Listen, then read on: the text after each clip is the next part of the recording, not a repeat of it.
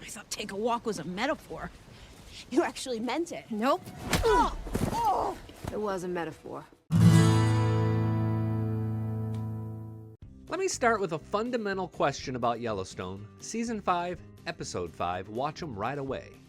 When Beth and Summer were fighting, who were you cheering for? Think about it.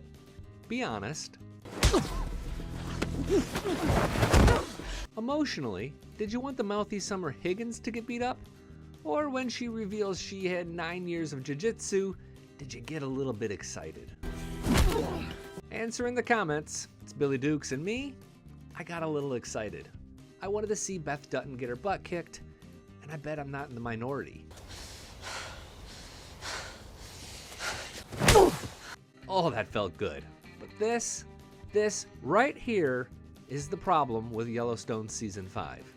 When a large part of the audience is cheering for one of television's biggest stars to get beat up, that's a problem. This week I'm going to deviate slightly from the recap and breakdown format of these after-show videos, in part because there's really not all that much that needs extra analysis. We thought we'd see a meeting between Chief Rainwater and John Dutton because they put one on the calendar last episode. We thought we'd learn more about who Sarah Atwood is after Beth realizes that's not her real name. We thought the plot line around the wolves shot on the Dutton Ranch would be advanced. None of that happened. Aside from a scene between Sarah Atwood and Jamie that left her intentions even less clear than before. Side note, who else here knew that snap dress was coming off as soon as she walked into the room? Episode 5 looked to be about cowboy stuff, which I was really excited about. Give a thumbs up if you were too, and please consider subscribing. At its core, Yellowstone is the Dutton family's story about fighting for their way of life, and when the show has been great, we've lived that life and that fight with them. Sure, there were a few side dishes along the way, like Rip and Beth's love story, Jamie and Beth's feud, and Walker and Lloyd's brawl, but it all came back to what Kevin Costner was fighting for. That's relatable. Every mother and father in America can apply his battles to their own battles at home to protect family at all costs, so it was great for when about 6 minutes we were in that world once again, but then things took a hard left, pivoted over to Beth Dutton. It was the Beth Show, and Beth has been the subject of a lot of criticism throughout each season of Yellowstone, but it really ramped up during Season 5 because she seems to be becoming more unhinged with every hour of television. There was the yes ma'am scene with Jamie. Say yes, ma'am. Yes, ma'am. And then when she told Jamie she'd take his baby from him. Then of course, what happened most recently, John recognizes this all in late in episode 5 when he tells Rip he thought that she'd chill out as she got older, but she just seems to be getting more and more wild. You know, I got one child I miss. One child I pity. One I regret.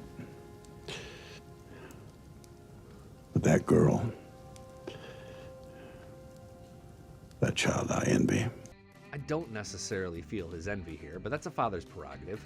Subscribers of this channel know that we've both been defensive and critical of Beth. On one hand, she delivers the best lines like these. Or that hairy hippie giving syphilis to our sofa. That hippie, she must be able to suck a marble through a soda straw. But I thought we could stake your inmate out in the field, seeing as she loves to eat the grass. On the other hand, she treats people really poorly. Taylor Sheridan has done a brilliant job of finding balance between the two Beths so that we feel kind of uncomfortable with her character, but never turned off by her. That's changed. All of those clips you just saw were from the same episode. And who talks like that all the dang time? I started to notice this pattern of quippy dialogue early in episode 3 during a morning sequence at the ranch house. Rip awakes to find Beth getting ready for work and asks why she's going to Salt Lake City. Loose ends, baby. Loose ends. Then Beth walks outside and 30 seconds later it's... Why are you up so early, honey? Keeping my promise to you. Who in the world would be satisfied from that kind of answer from your wife or daughter? I really don't think it's rude to just smile and maybe chuckle and say, but for real, what are you doing? I don't know, am I off base here? Comment below or email me at staff@tasteofcountry.com if you want to call me an idiot. We'll explore all of this a little bit more during our newest episode of the Dutton Rules podcast, links in the description below. It all continues early in episode 5 when she dances around what woke her up and why she's suddenly emotional. About 20 minutes later, we find her in the tack room with Rip, sulking like a teenager because he didn't show enough enthusiasm about the prospect of her going on a cattle drive with him. I'll get a suite at the Wynn, go catch the thunder down under. I mean, at times she has the emotional intelligence of a 16-year-old. Rip looks to be about the only adult in the room most of the time, and he ends up being the one to intervene during Summer and Beth's fight. This is the kind of manners that you want to teach that boy. Hmm?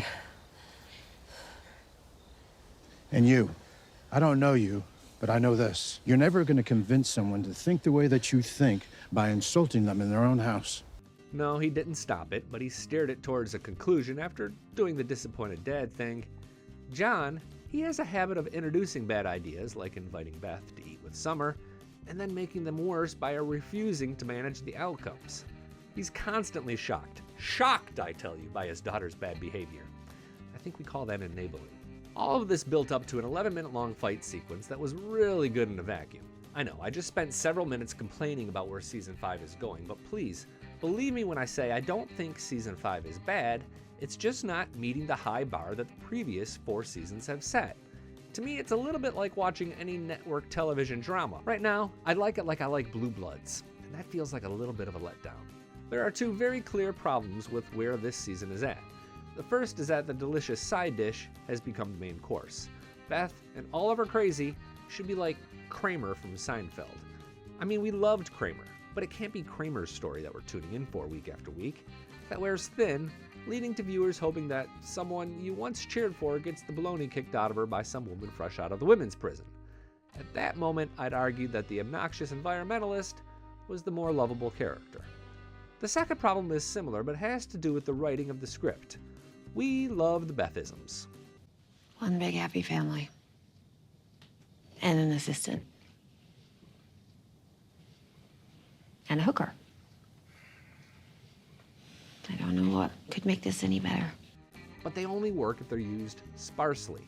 One an episode, maybe, and certainly not every time she talks. Taylor Sheridan has shown some restraint with using things like the train station as a prop.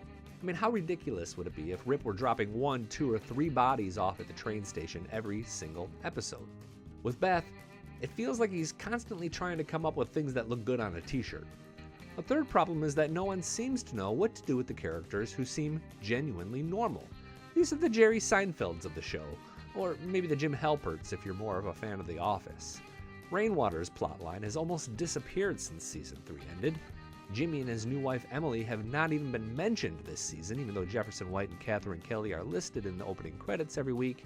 They say Season 5 is split into 2 halves, but a couple of actors have told me that filming for the second half won't even begin until March, which means we won't get it until like spring or summer. That's 2 seasons in my book.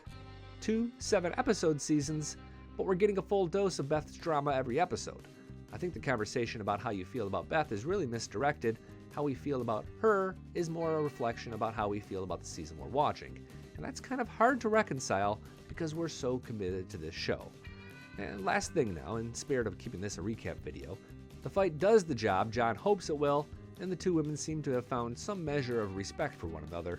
The most interesting thing we saw might have come during the trailer for episode 6 when it looks like that someone is seriously hurt, maybe even killed out on the trail. Also, Yellowstone genealogy enthusiasts noticed a tombstone for Patience Dutton, who was born in 1930. It's not clear whose kid she is. Last thing is the music for episode 5, and I gotta give credit to a blog called Saving Country Music that's really done a great job of documenting all the songs through each of the first 4.5 seasons of Yellowstone. I found 2 important songs that were used significantly in episode 5.